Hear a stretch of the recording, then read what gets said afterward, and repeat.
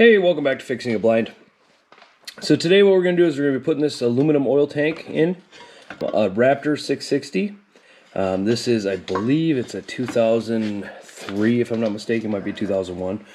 Basically what we have here is down here at the bottom, you got this oil line that comes in on the stock oil tank. This is the stock oil tank, and it's leaking. We thought it was just the gasket. I replaced the O-ring, put it back together, it's still leaking. So there's probably a crack in there. They usually crack right along that bottom edge. They either get hit by rocks or just from vibration. It's super easy to replace, and we're gonna go through that. There's literally two bolts here, one there, one here. You got two bolts going up from the bottom that are Allen's, and those hold the bottom line on, and the top line just has a nut on it you gotta spin off. And then we'll pull that out and give you a side-by-side comparison. Now, this one is all handmade, hand TIG welded. When you order this from the manufacturer, you literally have to wait for them to build it for you. Usually takes about two to 3 weeks. I think we ordered it and got it in about a week and a half. You can see it's completely all hand TIGged. It's got some pretty decent welds. They're not show quality welds by no means, but they will definitely work.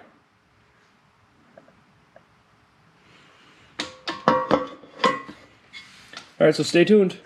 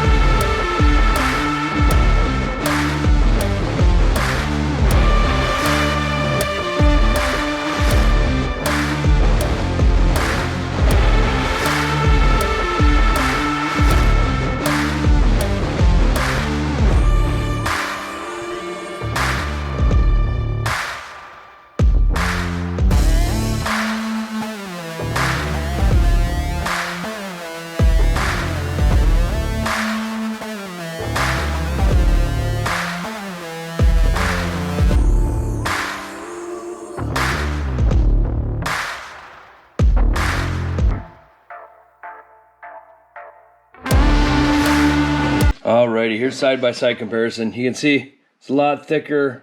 Well, it's a lot thicker material, this one is. This is just like really super thin stuff. This is also a lot smaller than this one. This should not take any additional modifications to fit in here. It should just be direct bolt in.